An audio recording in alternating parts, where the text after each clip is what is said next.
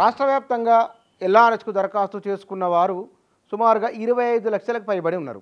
ఈ 25 లక్షల మంది కూడా ఇవాళ ఎటు వెళ్ళాలో తోచక అయోమయానికి లోనవుతూ ఉన్నారు. గత ప్రభుత్వం 2020వ సంవత్సరంలో ఎల్ఆర్ఎస్ అంటే అక్రమ లేఅవుట్లలోని ప్లాట్లను క్రమబద్ధీకరించుకునేందుకోసమై 2020 సంవత్సరంలో ప్రభుత్వం దరఖాస్తులు ఆహ్వానించింది. 25 లక్షల మంది దరఖాస్తు చేసుకున్నారు.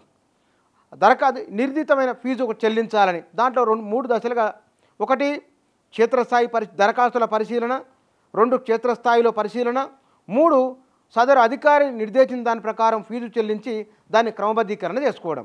ఇట్లా చేసుకునే ప్రాసెస్ ప్రారంభమైంది. ఆ ప్రారంభమైన తర్వాత దీనిపైన కోర్టులో వ్యాజ్యాలు దాఖలైనవి. ఈ వ్యాజ్యాలు దాఖలైన నేపథ్యంలో అది మరింత గందరగోళానికి గురైంది.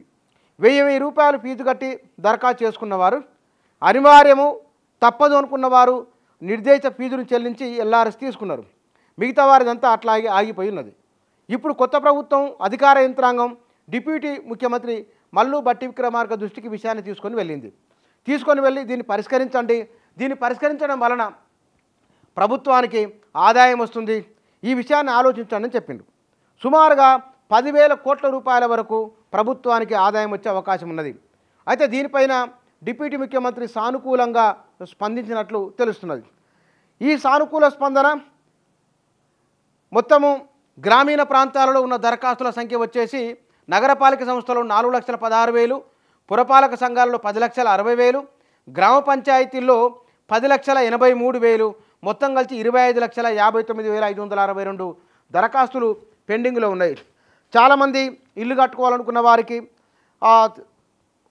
అక్రమ లేఅవుట్లో తీసుకున్న తర్వాత అయ్యో ఇట్లా జరిగిపోయింది అనే గందరగోళపడి బాధపడుతున్న వారికి ఈ ఎల్ఆర్ఎస్ ఒక ఉపశమనంగా ఉంటుంది, ఒక ధైర్యాన్ని ఇస్తుందనే భావన కూడా అప్పట్లో వ్యక్తమైంది. దానితో ప్రభుత్వానికి కూడా బలంగానే ఆదాయం సమకూరే అవకాశం కూడా ఉన్నది. మరి ఈ విషయంలో ప్రభుత్వము కోర్టును ఎట్లా అప్రోచ్ అవుతున్నది, చట్టపరంగా వచ్చే సమస్యలను ఎట్లా పరిష్కరించబోతున్నదో ఒక స్పష్టత ఇస్తే కనుక 25 లక్షల పైబడి ఇండ్లు నిర్మాణం చేసుకునే వారికి, ఎల్ఆర్ఎస్ దరఖాస్తు చేసుకున్న వారికి ప్రయోజనం చేకూరే అవకాశం ఉన్నది. కాబట్టి ప్రభుత్వం ఈ విషయంలో కొంత సానుకూలంగానే ముందుకెళ్లే అవకాశాలు కనబడుతున్నాయి.